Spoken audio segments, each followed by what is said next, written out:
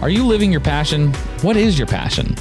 Welcome to the Lux Life Discovered podcast, where we talk with people who are living a lifestyle that reflects their passion, because we believe everyone should enjoy living their best life, their Lux life. Hello, I'm Rick Steiner. We're back with another episode of Lux Life Discovered. Have my co-host Shannon Richmond with me. Welcome back, Shannon. Thank you. I'm always happy to be here. Great. We have a very interesting guest today that I'm wanting to know so much more about, and it's Zhalman Harris. He's from the 30A area, but you're a photographer, so kind of give us a back. We'll just start with that part, but there's so many different layers. It's like an onion just to peel back and discover and ask you about. So let's start with your photography first. Well, thanks for having me. I am a photographer in the Destin 38 area. I shoot for VIP Destin magazine. Okay.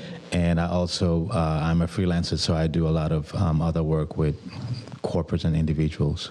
Okay, great. How did you get your interest? How did your interest in photography develop? Well, before I moved here, I used to live in Minnesota.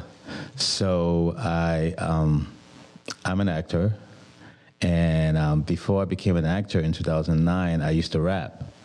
So, well, wow! I want to hear it all. Now we've just gone a whole different. So when I left rapping, I left the record label. I started my own label, and then I started photographing and doing music videos of the acts that were on my label, and then I just stopped doing videography, which I actually love, but then I started doing photography. So when I traveled, I went, every time I go overseas and stuff, I just loved, photography.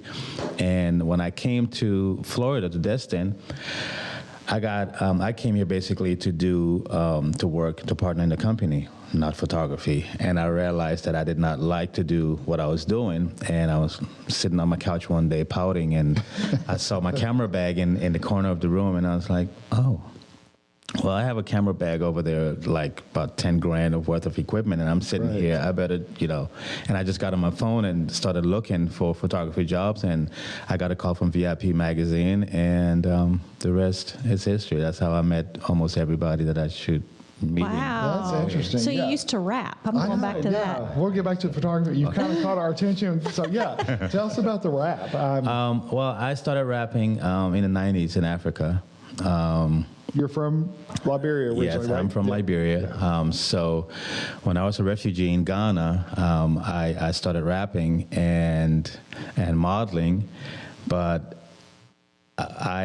in Africa at the time, we didn't make a lot of money from rapping. I mean, from music. You were famous or you were popular and stuff, but really didn't make any money. So when I came to the States, I recorded an album. I got signed to this independent label in Minneapolis, and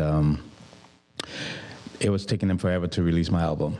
And I got kind of frustrated, and because I was not the typical rapper who was talking about booties and everything else. I was talking about my life. Right. And it probably, I guess it wasn't interesting to them at the time. So I left, and then I started acting. And did you act anywhere that we know about? I do a few commercials and stuff regionally around here. I did a movie called Into the Void, a sci-fi movie that is on Amazon Prime. I have Amazon Prime. We'll watch it tonight. Right, yeah. Be looking for that one. So, that was the movie that the only movie that I did. I did a lot of auditions for movies down here. Unfortunately, I do not have a Southern accent, so I missed out on a lot of good roles here. That's a shame. Yeah. Just tell them to dub it. Come on. That's so cool. So did you get the bug for acting? And did you get that bug and you desired to do that? I think I always loved to act. I was just too shy to do it, and I thought that I was not going to be good enough. And when I finally got, the courage to do it, when I went to this for this audition for the sci-fi movie, actually, the director said, "I'm looking for somebody with an accent." So I was like, so I was like, oh, well, I guess my accent is not going to hold me back. Right. And I did it, and when I got in the car, leaving the audition place, I got a call. You got to roll. He said, because you've got just what we're looking for. Oh, wow. I can't wait to watch that. Really? So how long did that last, that particular, like a season or? No, it's a movie, not a. Oh, a movie. Okay. Yeah, it's a movie. So I think the entire shoot took like 4 weeks. How fun. On set. And where was on set? In Minneapolis. Yeah, so they built this whole huge stuff that looked like a spaceship, and yeah. What an experience! Yeah. Wow. So how did you end up in Minneapolis from Ghana? Well, after spending 10 years in Ghana on a refugee camp, or on and off, I came to the States in 2000, and we moved to New York, me and my family, my grandma, sister, and cousins. And I realized, because we were living in Manhattan, I realized that I did not like that place. It was crazy busy. Talk about a cultural shock. I was going to say, yeah. Yeah, because that was like a major shock coming from Africa and not going upstate New York or going in a quiet place, just being middle of it, right in the middle. Yeah. And I was like, no, I can't do this. So I visited Minnesota, where my uncle lived, and he said, hey, like they pay better here.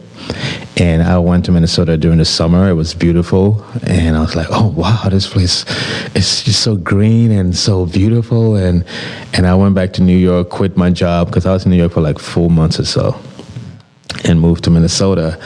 And 2 months later, it wasn't so beautiful anymore. It got cold, didn't it? It got cold and white. And, all the greenery would just disappear. Yeah. So how did you hear about Florida? What brought you to Florida? Well, Florida, I came to visit because my godfather, who is the pastor of the Faith Assembly's church in Miramar Beach, lived here. So we got in contact with them again, and I came down for a week of vacation, and we went to the farm or something to go, and I was helping him fix this machinery. And he didn't know at the time that I actually went to school to do automotive engineering. So I'm kind of good with my hands, even though I don't do it anymore. But you can. I know a little bit to at least change my own car oil. And more than me. Me too. When after that we went to lunch, he was like, I was watching you. You're good with your hands. I think you'll be good with my son-in-law coming here to do construction. So I was like, construction? I don't know. Excuse me, I'm an actor. So I came down here. They convinced me. I came down here and stayed here for about 6 months, took the construction tests, which is very difficult, by the way, and passed them both. A year later, I got my contractor's license, so I do have a construction contracting license as well. Wow. And make sure I get your number before we leave. Yeah. And I started, working with the son-in-law, but then I realized it was really, really hot here, and I did not like being outside. And you've gone from the nice, cold, white area to the hot, sunny. From one extreme to the other. Yes. And I was working corporate for U.S. Bank, So I came from working downtown Minneapolis to here outside in the sun, and I didn't really like it too much. Yeah. So. That'd be a big difference. But I love that you're willing to give it a try. Yeah. I'll give everything a try. That's awesome. At least once. Well, and this way you get to experience so much in life and know what you want to do and what you don't want to do. This episode of Lux Life Discovered is brought to you in part by Steiner Event Group. Steiner Event Group is a national event planner that produces results for their clients. They offer event and wedding planning on any scale, hosting bridal shows, scouting talented models, and producing riveting concept photo shoots to help their clients expand their brands, products, and services. Whether you're a business professional aiming to take your brand to the next level, planning a corporate or private event, a bride seeking to have the wedding of your dreams, or a model ready to be discovered, Steiner Event Group is ready for you. You release your own album? No, I did not. I did not. I have an unreleased album. I have a song that is called War Child, which I recorded. I wrote specifically for a performance with Luciano Pavarotti at the time before he died. And so I was supposed to travel to Italy, and things didn't work out. I don't know what happened. There was some politicking going on, and I did not go. But I still kept that song because it meant so much to me, being a war child, you know. And that's how you ended up in the refugee camp? Yes. Okay. Because we escaped Liberia that had a 14-year civil war. Wow. So, okay, I'm going to go in a totally different direction. With everything going on in Ukraine right now, so when you see all the masses of people leaving their country and going to adjoining countries and they're in camps, I know what yeah. Does that make you want to release that song even more? I mean, because it seems like it'd be so relevant right now. Right. Yeah. Right now, because I remember running. I remember, the guns, the blasting, the bombs, and actually it was a bomb that killed my mother when the bomb hit the house. So when I'm watching TV and seeing and hearing all this stuff, it just hits me because I literally experienced it. Yeah. I think it's perfect now to release it. Can you release it? I could if I mean, so you've got the ability to do that. Okay, so back to Shannon's question, the photography. So when did you start photography? When you got here? No. I started photography in Minneapolis. So I was doing photography in Minneapolis on the side. Okay. So I'll say probably around 2007, 2008. Okay. And so then you got here and a big magazine picked you up? Yeah, VIP How did they find you? Because I reached out to them. They were looking for a photographer, and I reached out to them, and they asked me, hey, do you have your own equipment? Can you write? I said, I think I can write because I have written a script for a full-length movie, so maybe. So like, well, come on in and we'll give you a shot. And I went and missed my first appointment for a shoot. Yeah. You missed it? Wait, how did you miss it? That sounds like a good story. It was horrible. So I was still doing the construction work, and I was all dirty and messy in the trenches, and I get a call from Dawn, I think that was her name, and she, hey, Zhalman, are you going to the event today? I was like, well, the event is on the 18th. She's like, yeah, today's the 18th. Oh, no. I mean, I jumped out of the hole, got in my car all dirty, ran home, showered, and got to Destin. It's actually the Destin ER. It was a groundbreaking ceremony for the Destin ER, and when I got there, they were done. Oh no! And I'm like, oh my God! I'm like, I'm so sorry, and I'm just thinking to myself, well, buddy, you just do it. That's it. And then the editor at the time told me, hey, don't worry about it. It happens. And they were so gracious. And there's another event tonight. Just make sure you're there. I'm like, I will be there. I came to the event that night. I came with 2 cameras, funnily. I was ready to shoot. Yeah. I'm not going to miss a thing. Yeah. And then the publisher was like, oh my God, he came to shoot. He's got 2 cameras. And it was my first time, ever doing an event and stuff like that. So I was a little bit nervous too. And it went well. And I sent in the pictures and the article. And they're like, well, this is good. We would like to, do a few more with you and see what happens. And that's 4 or 5 years later. Wow, that's great. So do you do anything for others, or is it just the magazine you do? I do a lot for other people, yeah. What is your favorite thing to shoot? Oh my gosh. I'll say landscapes and like, so when I go to Europe, I shoot, windmills, castles and stuff like that, or street corners. But I don't get paid for that. That's what you love to do. Yeah, I love to shoot that. So what I'll do is probably once in a while I'll put it on a little canvas and give it to somebody as a gift. Well, that's nice. What a nice gift. Yeah. So, all right, the artistic community in Destin 38, there's a lot of talent in PCB too. So there's a lot of talent here. So have you been surprised by that? I know we have a mutual friend, Maxine Orange. Yeah. Yeah, and so you shot some of her work at her studio and different events too. Yeah. But have you been amazed at that? It's amazing to see the group of people here, because there's so many, awesome artists, and it's crazy in other places for the way, there's a concentration of artists here, people will be struggling, but it's like another good thing is they all embrace each other. Right. There's a competition, but there's really no competition, which makes it even, awesome, even more awesome, because people just support each other. And I think that's the beauty of it, and that's why everybody is so successful here, because nobody's really fighting for, this is my area, and and stuff like that. Isn't that nice? It is, and a good example of that is Maxine's studio that she just opened. She has, her area, but she also features other artists in their work. And wow, that says a lot. Yeah, and then they do pop-up shops now. That's become a big thing everywhere. So it's interesting to see, and you brought out a good point. There's a good camaraderie, and there's not like a territorial thing, and like, this is my area, don't intrude. Don't intrude. But it's worked well. So something else that's also intrigued me about you. Tell me about the boys' school in Liberia that you support, or you.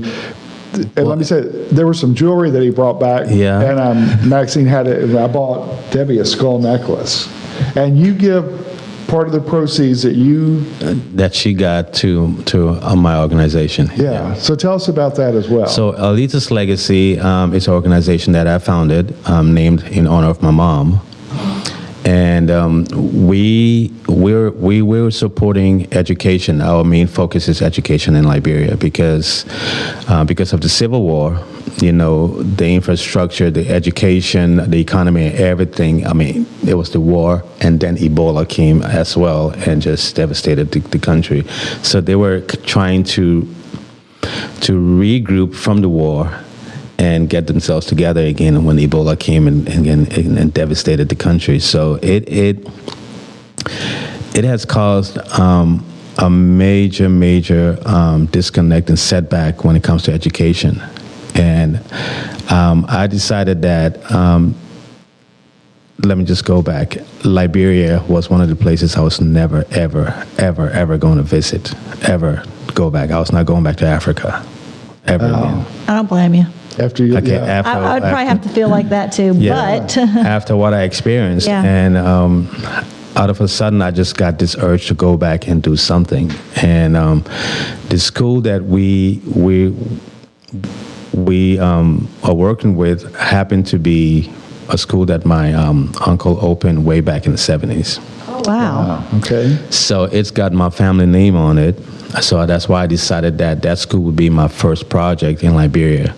So what we did was we told them we were going to renovate the place, And when the contractor came, he was like, "Sir, we cannot. This place is unsalvageable. We cannot renovate it because the walls back here is going to fall one of these days, and hurt these children badly, or worst case scenario, kill somebody." So, wow. And at the time, we had only, I think, $200 or $250 in our checking account. I just went. I bought my own ticket and just went, with faith, thinking that, okay, I'm going to figure out what's going on, come back and raise this money. And I came back. We raised the money to build the school. We built a 2-story 10-classroom building. Oh, nice. Yep. And we have collapsible classrooms. So when they're not having classes, that place turns into an auditorium. We brought all the equipment and stuff from here there, so they've got this huge 86-inch TV, PA system, AC, everything, which they've never experienced before in their lives, and a computer lab as well. Golly. So we have changed, we've changed the lives of those kids over there. They're so excited that they have this, all of this to start learning, because my thought was, bring stuff that's going to open their eyes to the outside world, because you don't know what you don't know. Right. Some of these kids don't even have a radio in their homes, let alone a TV, and they haven't seen anything outside of the slums and the shanty town that they live in, So I told the principal, and the vice principal to make sure that these kids have probably every Friday or whatever, go to the auditorium, watch documentaries to see outside and start learning different things, because it's just going to open the eyes to and the minds to see and dream Right. about things differently. Yeah. So what ages are at this school? From first grade, so from 6 years old to 19, 20. So the full, okay. So how do you raise money? Yeah. What There's do so you- many questions. I know. Good It's so gracious. cool, though. I know. Yeah. So I, because of my photography, I've gotten to know, a lot of people in the area who, I'll say love me, by the way. And so when we invite them to come, for dinners and fundraisers, they show up, and they're very, very generous. Show up and show out. Yes. That's good. Yeah. That's so cool. That's just that giving spirit. Yeah. Yeah, and that's the thing about this community. Again, they all rally around each other. Yeah. That is something, that's part of the reason I told Shannon initially that I wanted to start this podcast, because I've worked here for 18 or 19 months, it seems like, maybe somewhere in that range. And just the amazing talent that I've discovered all on the Gulf Coast has been phenomenal. And then you meet people and it leads to another individual or another, story or business. And then through Maxine, I learned about you, and it just intrigued me. And so it's amazing how the network, and people are so nice and giving, and with their time, with their resources and everything. So that was what intrigued me about you. And so there are so many things going through my mind right now. I'm trying to think where to pinpoint what Okay, I want want to know about the jewelry and the skull necklace. Do you make the jewelry? No, I do not. When I was in Liberia in January, because Maxine is looking to help the organization when it comes to arts, and probably go to Liberia to go and teach the kids arts for a week or two. Wow. So we started talking, and she's like, "Hey, look, I've got this idea. Why don't we buy some arts and crafts from Liberia, bring them so we can sell them, and then have the money, go to the organization?" And I was like, "Cool." So Maxine and I went on a video shopping spree. So I was on FaceTime. He was shopping. in Liberia. I was in Liberia shopping with Maxine. Isn't that crazy? And she's FaceTiming her Yeah. in Fort Walton. And we shopped and got some stuff, and I brought it.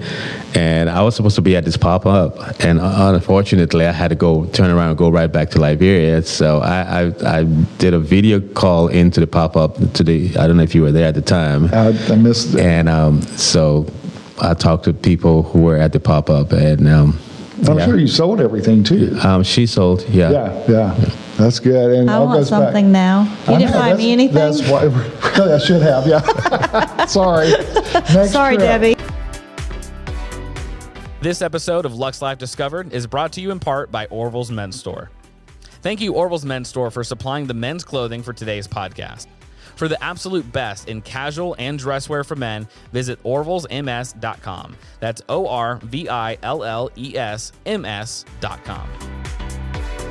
So you just came back from Liberia, and you're 2 weeks going ago, back next week. Yeah. How long is that flight? Well, it depends on what route you take. We are going, it usually takes about 24, 25 hours, depending on delays, because we'll fly from here, Atlanta, Brussels, or Paris. And then from Paris, we go down to Timbuktu, to Mali. So Mali into Bamako, and then fly down to Monrovia. But I'm taking a different route this time. We're going through New York and Casablanca, which is Morocco. And then, so it's about 16, 17 hours flying travel time. It's going to be shorter. Wow. So what is the biggest thing that you bring with you when you go over there? To Liberia? Uh-huh. Well, the last trip we brought 19 bags, because the school was the first project, so I'm knocking the table. So I can't reach you. Don't worry. It's hard not to do, yeah. So our second project actually is at an orphanage. So we went and adopted this orphanage with 56 kids, and we have totally changed these kids' lives. I bet. It's yeah. They would at first they were only eating like a meal a day. Now they're getting 3 meals a day. We're almost done building this little cafeteria and mess hall for them, because at first they would just grab the food and go and sit on rocks and stuff in the yard. And we're building a bathroom, a shower facility. At first they would go and fetch water from the pump, the hand pump, and take this bucket or whatever to go and bathe. Wow.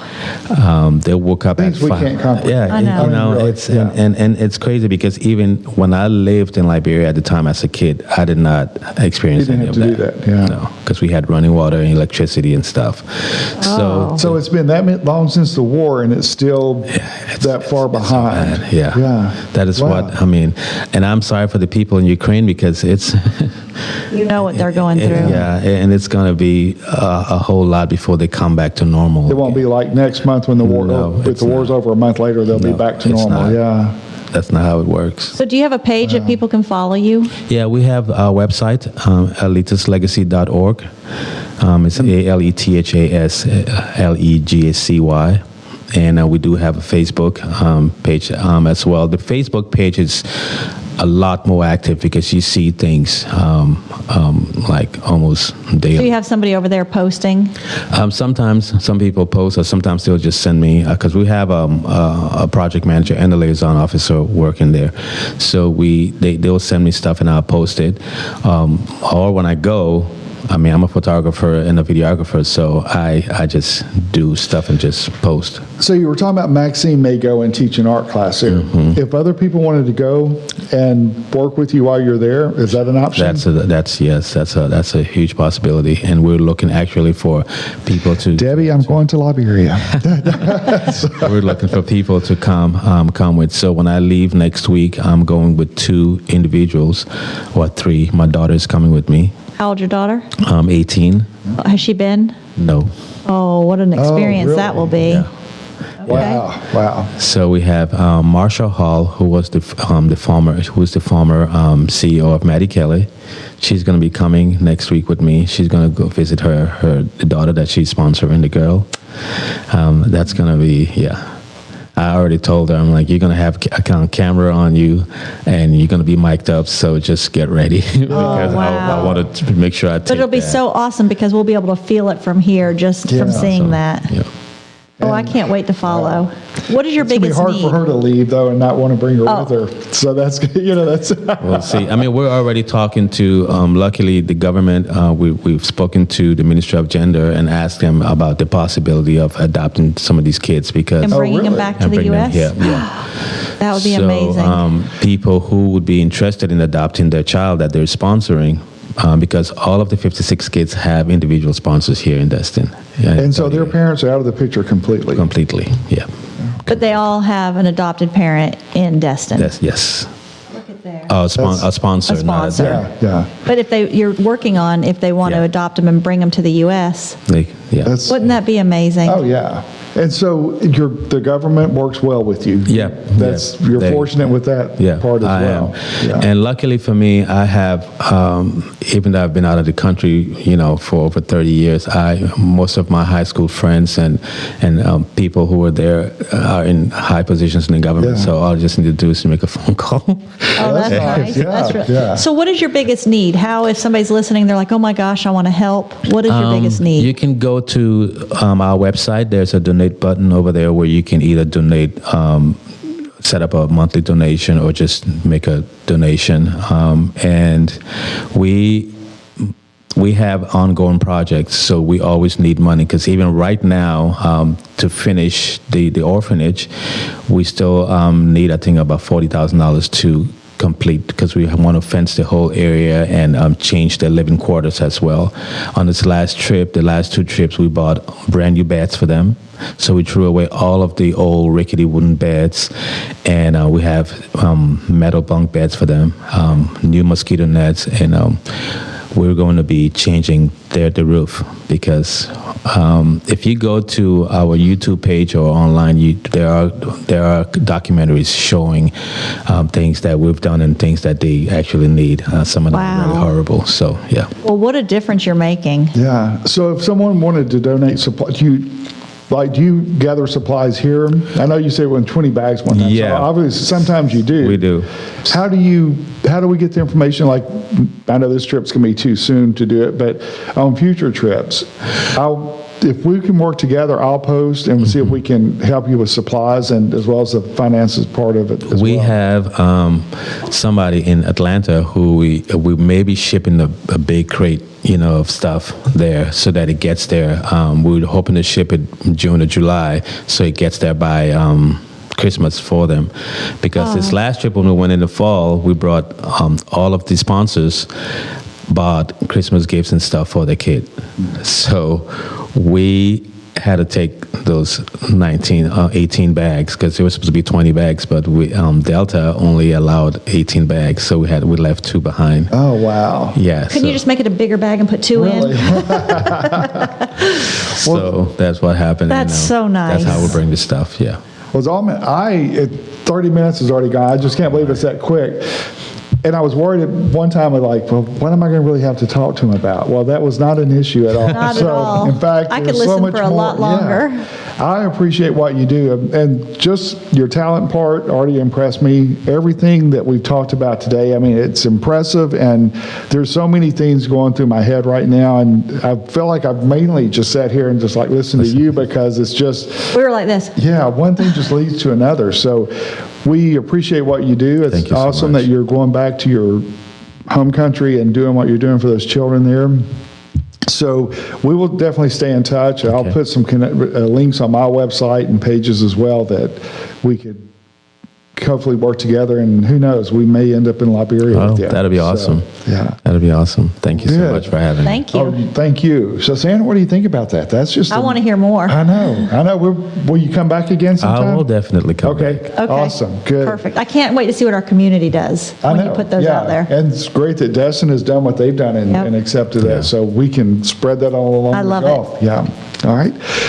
Well, good deal. Well, thank you so much. We've enjoyed this podcast immensely, and we look forward to seeing you on our next edition. Thanks for listening. If you enjoyed this episode and want to support our show, leave us a review. That's the #1 way to help this show reach others just like you. Join us next time for another Lux Life Discovered.